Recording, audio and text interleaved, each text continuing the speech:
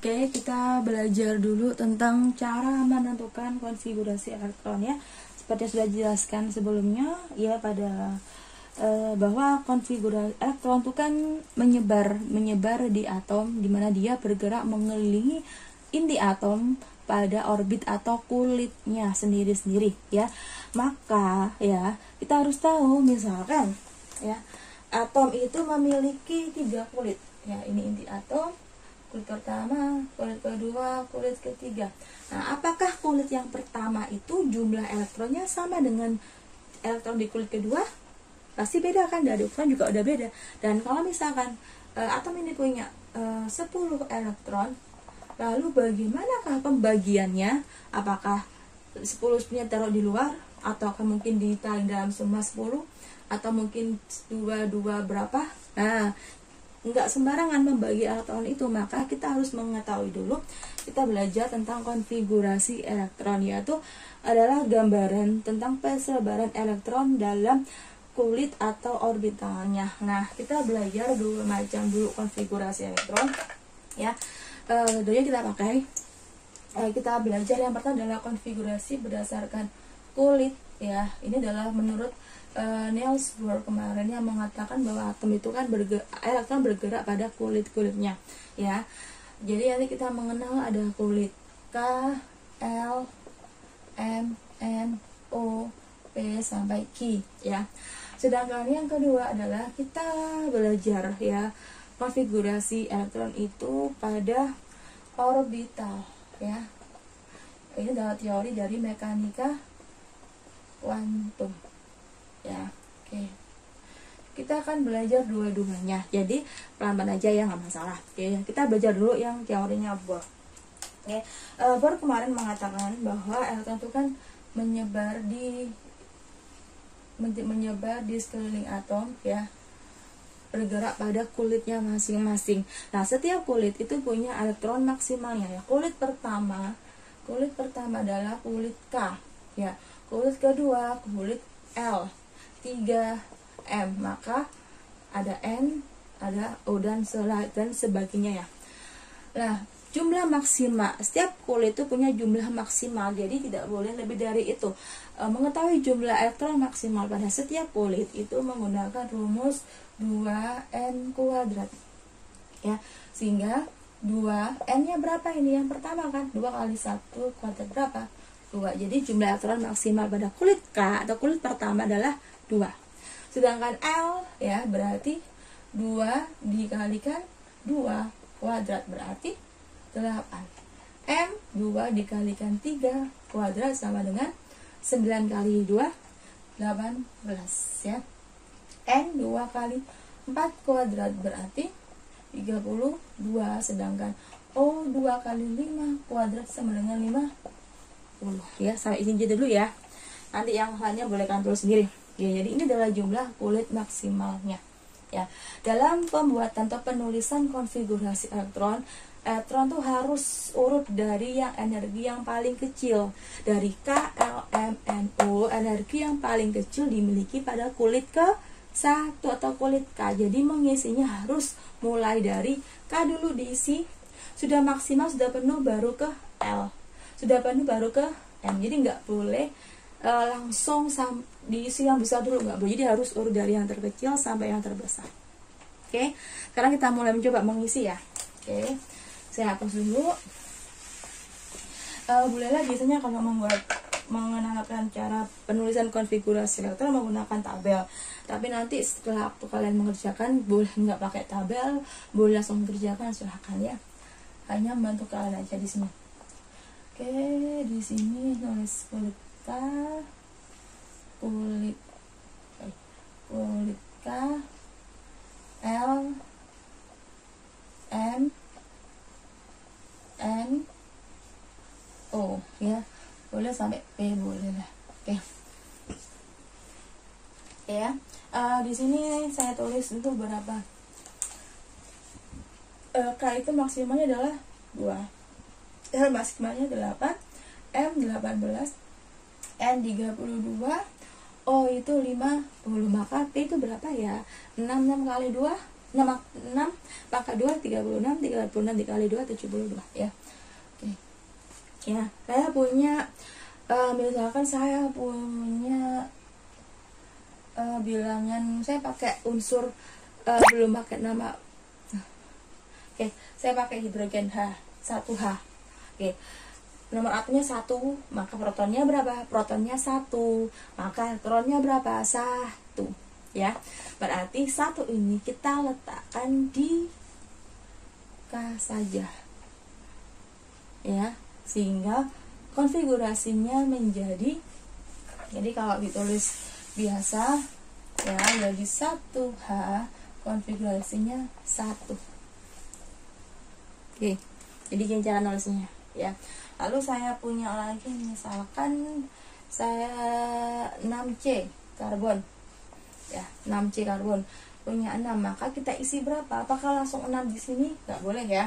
Jadi harus di sini maksimalnya 6, tulis dulu 2 di maksimalnya 2, tulis dulu 2, sisanya berapa? 4 buat tulis di sini boleh karena dia maksimalnya 8, jadi bisa 2 4. Jadi C nulisnya 2 4. Ada yang nulis seperti ini, ada yang pakai gini ya boleh, atau mungkin pakai yang hanya perlu di, jadi bebas lah kalian mau nulis pakai koma juga boleh, atau kayak tadi mungkin hanya dikasih jeda aja nggak masalah. Oke ya. Sekarang kita lanjutkan ke berikutnya adalah aluminium, punya 13 ya, punya 13 proton atau 13 elektron ya, karena dia netral kan, dia netral maka protonnya neutronnya sama, sehingga nulisnya berarti tulis sini dulu 2, sisa berapa? Sisa 11 bisa tulis semua di sini 11? Enggak boleh, maka kita tulisnya hanya bisa mentok ke 8, maka sisanya berapa? 3, tulis di sini. Oh, sudah kan? Ya, gampang kan? Ya, gampang ya. Oke, selanjutnya adalah kita coba Cl ya. Angkanya sudah mulai besar sekarang. Cl itu 35 ya, 35, maka kita mulai dari 28, stop dulu 10 ya kan, berarti sisa 25 tulis di sini boleh?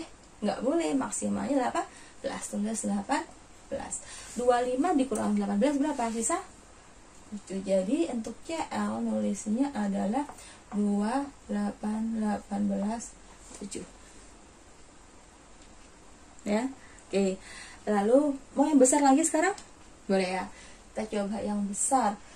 Saya berpikir dulu sekarang berapa ya, 38 ya, 38 strontium Sr ya. Sama cara nulisnya, berarti kita mulai dari 2 lalu 8 ya, masih 10 ya, berarti 28 masih banyak, bisa 18, 28 dikurang 15 berarti 10 ya kan. 10 tulis di sini boleh, harusnya kan boleh karena dia maksimalnya berapa? 32. Tapi ya ada aturannya ya, tadi saya menulis. Jadi aturannya yang pertama adalah dari dari kulit pertama, jadi harus urut ya. Lalu aturan kedua, tidak boleh melebihi elektron maksimal ya. Sedangkan peraturan yang ketiga adalah elektron valensi. Nah, apa itu Bu valensi, Bu? Elektron valensi adalah elektron yang berada pada kulit terluar ya. Elektron valensi atau pada kulit terluar ya, itu tidak boleh lebih dari, ya harus tidak boleh lebih dari 8. Jadi maksimal harus 8 meskipun kulitnya masih memenuhi. Jadi seperti ini 10 ya, nggak benar 10 di sini karena harus di 8 sampai nggak boleh dari 8. Maka nulisnya bukan 10 tetapi 8 dulu, baru sisanya ditulis 2. Dari mana 8-nya, Bu? Ya, karena kan dia 10, ya. Dia 10 tadi di sini, ya. Sekarang nggak bisa kan? Maka kita menulis angkanya pun nggak boleh sembarangan, nggak ber-73, 64, nggak boleh, tapi harus melihat jumlah elektron maksimal sebelumnya. Ya, karena dia 10, dia mau ikut elektron maksimal 18 nggak mungkin bisa. Mau ikut berapa? 8, maka harus nulisnya 82. Ya. Itu. Sehingga elektron valensi dari 38S adalah 2. Elektron valensi C adalah 7. Valensinya Al adalah 3. Valensinya C 4. Elektron valensinya H adalah 1. Ya. Jadi ya valensinya boleh beda-beda, yang penting tidak lebih dari 8. Tapi untuk yang di dalam ini harus sesuai dengan aturan. Oke, jelas? Mau coba yang lebih besar lagi angkanya? Boleh? Kita coba ke elektronnya francium. Francium itu 87. Wah, banyak sekali ya. 87 Fr ya, golongannya. Kita cek di sini. Ya. Berarti ya, kita mulai dari 2 dulu. 8, 18. Yakin dikatakan tulis? Tulis aja lah. Stop dulu, kita hitung totalnya. 10 ditambah 18 berarti 28. 28 ditambah 32 berarti 60 ya. 60 berarti 87 dikurangi 60 sisa 27 ya. Sisa 27 di sini nggak bisa masuk kan? Nah, karena elektron cair nggak boleh lebih dari 8. Maka kita isi berapa? Kita isi elektron maksimal sebelumnya, kulit sebelumnya. Di sini maksimalnya 32. Bisa masuk? Nggak bisa karena terlalu besar ya, kurang ya. Maka kita mundur lagi, di sini berapa? 18. Jadi kita tulisnya 18 ya. 27 dikurangi 18 berarti masih ada berapa? 9 ya. 9. Boleh gini 9? Nggak boleh. Jadi kita harus pecah lagi ya, pecah. Ini nggak bisa 50, 32, 18, maka 8, sisa 1. Sehingga konfigurasinya adalah 28, 18, 32, 18, 8, 1. Oke. Nah, dari kulit ini kita bisa menentukan letak unsurnya dalam golongan ya. Oke, kalian perhatikan tabel periodik berikut. Oke, sekarang kalian perhatikan tabel sistem periodik unsur berikut ini. Jadi dalam tabel ini ada yang namanya golongan dan periode ya. Yang dari atas ke bawah yang menurun yang saya beri tanda warna merah ini adalah golongan. Ya, ada golongan 1A, 2A, 3B, 4B sampai terakhir di 8A. Sedangkan yang mendatar penyamping yang berwarna kuning ini adalah periode. Ya. Oke, untuk periode dari 1 sampai 7 tidak masalah ya, jadi semuanya ini. Dan untuk periode 1 itu hanya isinya itu H dan helium saja ya. Sehingga untuk yang golongan 2 itu dimulai dari periode 2, periodenya kosong ya. Oke, sekarang kita bahas golongan.